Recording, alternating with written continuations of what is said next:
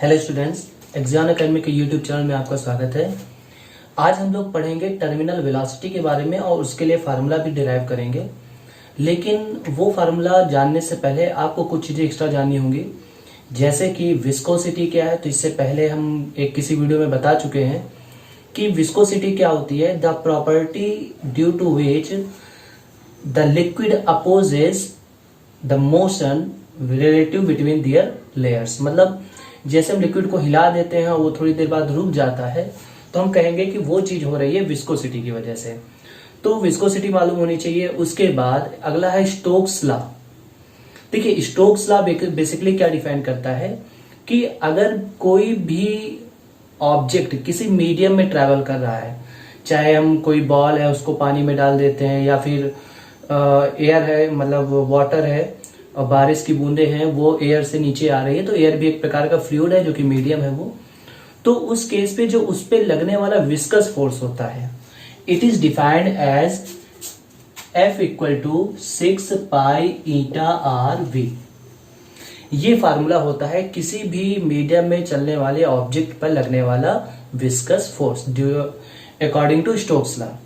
ठीक है, तो आज हम लोग क्या पढ़ेंगे? आज हम लोग पढ़ेंगे टर्मिनल वेलोसिटी। हिंदी में इसको बोलते हैं सीमांत वेग। ठीक है, हिंदी में बोलते हैं सीमांत वेग। तो आज हम लोग इसको पढ़ेंगे, इंपॉर्टेंट है। और इससे जो फार्मूला डेराइव होता है, इससे रिलेटेड न्यूमेरिकल भी आते हैं एग्जाम में। तो स्टोक्स लॉ आपको समझ में आ गया। इसके लिए जो प्रूफ है वो हम नेक्स्ट वीडियो में कर देंगे, अभी उसकी कोई रिक्वायरमेंट नहीं है। बस आपको फार्मूला मालूम होना चाहिए कि अगर कोई भी ऑब्जेक्ट किसी मीडियम में ट्रेवल कर रहा है तो उस पे लगने वाला viscous force 6 pi eta R B होता है, जहां पे ईटा जो है वो कोफिशिएंट ऑफ विस्कोसिटी है for that medium. Clear? Okay, तो देखिए यहां पे क्या करेंगे समझना। हमने एक बर्तन लिया, इसको हमने लिक्विड से भर दिया।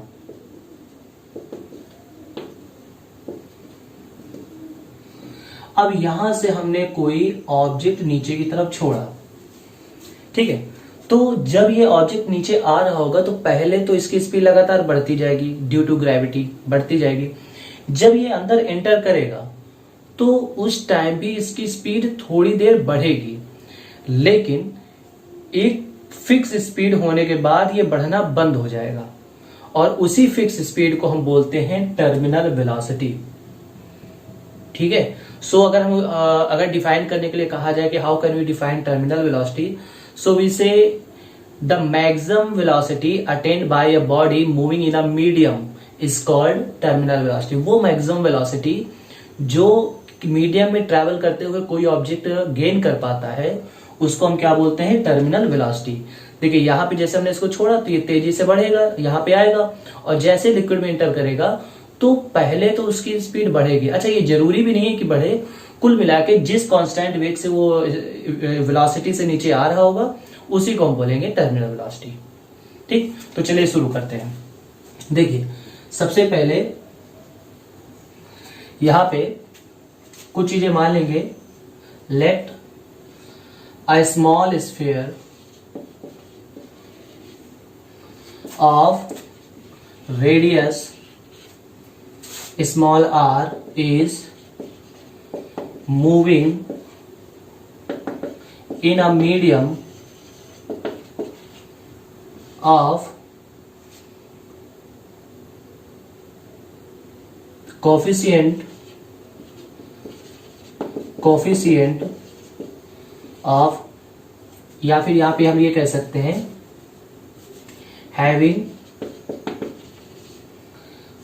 coefficient of viscosity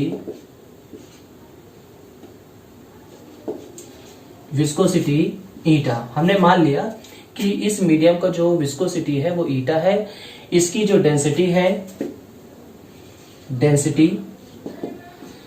इसको एज्यूम कर लिया sigma, and the density of object the density of object is rho। ये कुछ चीजें मान लिया हमने मान लिया कि इसका जो रेडियस है वो r है, डेंसिटी रो है, और ये जिस मीडियम में आया है इसकी डेंसिटी सिग्मा है।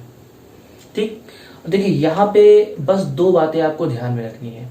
जब ये नीचे आएगा तो इस पे डाउनवर्ड कितना फोर्स काम करेगा ये ध्यान रखना है, और अपवर्ड कितना फोर्स काम करना है ये ध्यान रखना है। और देखिए किसी भी ऑब्जेक्ट की स्पीड कब बढ़ती है, जब उस पे अनबैलेंस फोर्स लग रहा हो। लेकिन अगर बैलेंस फोर्स लग रहा हो तो फिर उसके स्पीड में या उसकी पोजीशन में चेंज नहीं होता। किसी भी ऑब्जेक्ट के पोजीशन में या उसकी वेलोसिटी में तभी चेंज होता है जब उस पे कोई अनबैलेंस फोर्स लग रहा हो। तो देखिए चलिए मान लेते हैं यहाँ पे कि ये जो ऑब्जेक्ट था वो यहां आ गया। अब देखिए इस पे क्या होगा, इस पे इसका जो वेट होगा mg वो नीचे की तरफ वर्क कर रहा होगा। ऑफ कोर्स mg हमेशा नीचे की तरफ वर्क करता है। उसके बाद अब बात आती है कि ऊपर की तरफ क्या वर्क कर रहा होगा। तो पहली चीज, जब ये नीचे की तरफ आ रहा होगा तो एक बायॉन्ट फोर्स ऊपर की तरफ लग रहा होगा। ठीक है, बायॉन्ट फोर्स ऊपर की तरफ लग रहा होगा, साथ ही साथ विस्कस फोर्स भी ऊपर की तरफ ही लग रहा होगा। क्यों? क्योंकि जो विस्कस फोर्स होता है वो हमेशा मोशन के अपोजिट डायरेक्शन में लगता है। तो विस्कस फोर्स भी ऊपर की तरफ लग रहा है और बायॉन्ट फोर्स भी ऊपर की तरफ लग रहा है। अब अगर हम डिटेल में नहीं जाएंगे, देखिए अभी हमने इससे पहले बताया था कि अगर आपको डेरिवेशन तैयार करना है तो मोटी मोटी बातें दिमाग में रखनी होगी। तो हम यहां पे कह रहे हैं कि इसकी वेलोसिटी चेंज नहीं होती है। ठीक है, यहां पे लिखेंगे since the object gains max velocity यानी मैक्सिमम वेलोसिटी, जिसको हम क्या बोलेंगे, टर्मिनल वेलोसिटी। मतलब जब ये टर्मिनल वेलोसिटी को गेन कर लेता है उसके बाद स्पीड बढ़ना बंद। तो अब ऐसा तभी हो सकता है जब mg जो है यानी जो वेट नीचे के, जो फोर्स नीचे की तरफ लग रहा है वो ऊपर लगने वाले टोटल फोर्स के बराबर हो। मतलब F buoyant force, F viscous force. ठीक है, बात क्लियर। अब यहां पे बस अब यही मेन पॉइंट था। अगर आपको बात ये समझ में आ गई है तो आगे कुछ समझने में दिक्कत नहीं होगी। अब देखिए m का मतलब मास किसका, इस ऑब्जेक्ट का। तो मास इक्वल टू क्या होता है, वॉल्यूम इनटू डेंसिटी। तो हम यहां ये कहेंगे 4/3 पाई आर क्यूब, ये तो हो गया वॉल्यूम, और इसकी डेंसिटी क्या है, रो। ऑब्जेक्ट की डेंसिटी क्या मानी गई, रो। उसके बाद साथ में रहेगा g equal to F B का मतलब होता है बायॉन्ट फोर्स। बायॉन्ट फोर्स क्या होता है, बायॉन्ट फोर्स होता है object of volume into density of liquid. बात ध्यान समझिएगा, यहां पे जो हमने डेंसिटी ऑफ ऑब्जेक्ट रखा है, बायॉन्ट फोर्स के केस में हम जो डेंसिटी है वो लिक्विड का करेंगे। तो यहां से आ जाएगा 4/3 पाई आर क्यूब, ये तो हो गया इसका वॉल्यूम, और डेंसिटी क्या है, तो डेंसिटी है लिक्विड की, साथ में g। क्यों? क्योंकि ये फोर्स है। ठीक है, अब यहां पे बात है विस्कस फोर्स की। तो अभी से पहले हमने बताया by Stokes law viscous force कितना वर्क करता है, 6 पाई ईटा आर वी। तो हम यहां पे लिखेंगे 6 पाई ईटा आर वी, और v को हम यहां पे लिखेंगे t, vt यहां पे लिखेंगे t फॉर टर्मिनल वेलोसिटी। इसी वेलोसिटी से वो नीचे आ रहा होगा। ठीक है, अब देखिए इसको हम इधर भेजेंगे। तो देखिए 6 पाई ईटा आर वी, इसको हमने vt, ये हमने इसको पहले लिख लिया। और जब ये इधर आएगा तो देखिए 4/3 पाई आर क्यूब जी, ये कॉमन आ जाएगा। 4/3 पाई आर क्यूब जी, ये कॉमन आ जाएगा, और इन ब्रैकेट बचेगा रो माइनस सिग्मा। ठीक है, ये बात समझ में आ गई आपको। अब देखिए यहां से पाई कैंसिल आउट, 2 से 3 टाइम्स, 2 से 2 टाइम्स। ठीक है, आर से ये आर कैंसिल आउट हो जाएगा, 2 बचेगा। ठीक है, अब यहां से अगर हम vt निकालें तो vt इक्वल टू आएगा, देखिए 2/, और ये जो 3 था यहां डिवाइड में चला जाएगा, तो 2/9। उसके बाद आर क्यूब की जगह पे क्या आ जाएगा, आर स्क्वायर, क्योंकि यहां आर स्क्वायर बचा है। तो यहां पे r square rho minus sigma g/ईटा। ये जो ईटा है ये डिवाइड में आ जाएगा। तो ये फाइनल टर्मिनल वेलोसिटी का फार्मूला है Vt equal to 2/9 r square rho minus sigma g upon eta. ठीक, फार्मूला आपको समझ में आ गया होगा। यहां पे आपको बस केवल ध्यान रखना है कि जो रो है वो डेंसिटी ऑफ ऑब्जेक्ट है जो ट्रैवल कर रहा है, और सिग्मा जो है वो डेंसिटी ऑफ मीडियम है। क्लियर? और आर क्या है उसका रेडियस। यहां तक समझ में आ गई। अच्छा, इस फार्मूले से रिलेटेड एक और अच्छा फिनोमिना है। जैसे कोई एयर बबल होता है वाटर के अंदर, तो हम जानते हैं कि एयर बबल हमेशा ऊपर की ओर आता है। ठीक है, तो वो क्यों ऊपर की ओर आता है ये आपको समझ में आ गया होगा। इसको आप नोट कर लीजिएगा। देखिए, जैसे मान लिया कि यहां पे अगर एयर बबल होता है तो हम ये जानते हैं कि उस केस में जो रो होगा वो लेस देन सिग्मा होगा।